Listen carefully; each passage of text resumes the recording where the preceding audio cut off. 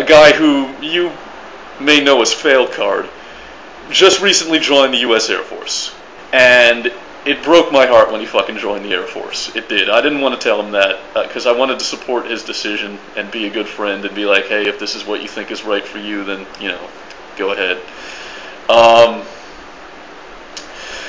But, you know, what really kills me is I told him when he was joining, I was like, look, I think you do great in anything you do in life. I don't think you have anything to prove. So, you know, and he has a military tradition in his family, so I think he kind of felt like, you know, he had to do the family proud and all that. And, you know, and by the way, one of the reasons he's joining is to help somebody else who's in dire financial straits, who I'm not going to say who it is, and it isn't me, by the way, but he's helping people that you know, he's doing this to help other people. It's not selfish motivations like he's doing it for the fat pension or to get through college or whatever the hell. He's doing this to help people. And, you know, I told him, look, I really wish you weren't doing this, and my biggest fear is that you're going to become indoctrinated and become a mindless robot who I can't identify with anymore, and you're going to stop being this awesome person that you are that I'm friends with. And he said, and this is what kills me. What kills me is that when he got done with boot camp, which is only like a 3-month thing, I think, you know, he called me when he got done with basic military training, and he said, hey, look, I'm still the same person. I haven't turned into a robot or anything like that. And my heart sank when he said, because I was like, oh my God, he doesn't get it. This doesn't happen overnight. It's not like you get through boot camp and you're the fucking Manchurian candidate. It takes a little bit of time. You know, you become indoctrinated in the culture. You become sucked into the culture.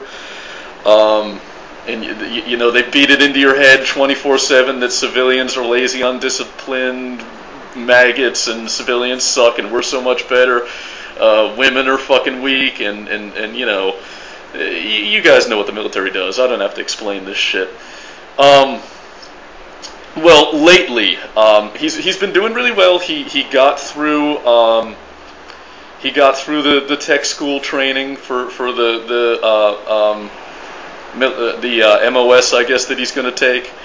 And he's about ready to go to where his actual work is going to take place. And by the way, he's in a support role, not a combat role, obviously. You know, he's assured me many times that if an order comes down for him to have to kill an innocent person, he's not going to do it. And I'm like, well, that doesn't exactly reassure me, because that means you might be the one that gets killed, but, you know, whatever. You know, his reply to that was to say that if I ever find myself on a battlefield in Afghanistan, I'll just shout no shooty backsies. And it's you know, he made a joke out of it, which is really not a joke to me. Anyway, though,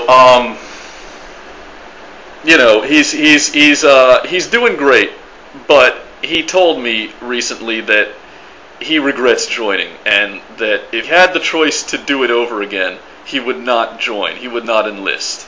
And the reason why is because he's starting to realize that he took for granted what you and I and everybody else have, which is his freedom. He took for granted the ability to wake up in the morning and just decide what you're going to do that day. Maybe I'll go here, maybe I'll go there, maybe I'll just stay in bed and fucking do whatever. You know, that's not his life anymore. Now he's a tool. Now he is United States government property, and he has to do what the fuck he's told, and it's bumming him out. It's depressing him naturally.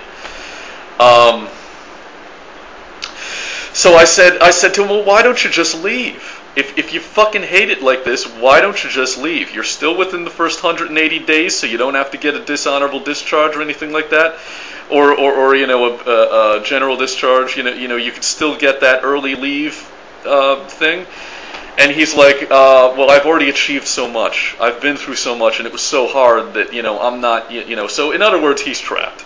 He's indoctrinated in the culture now. They got him. They hooked him. He's in probably for life.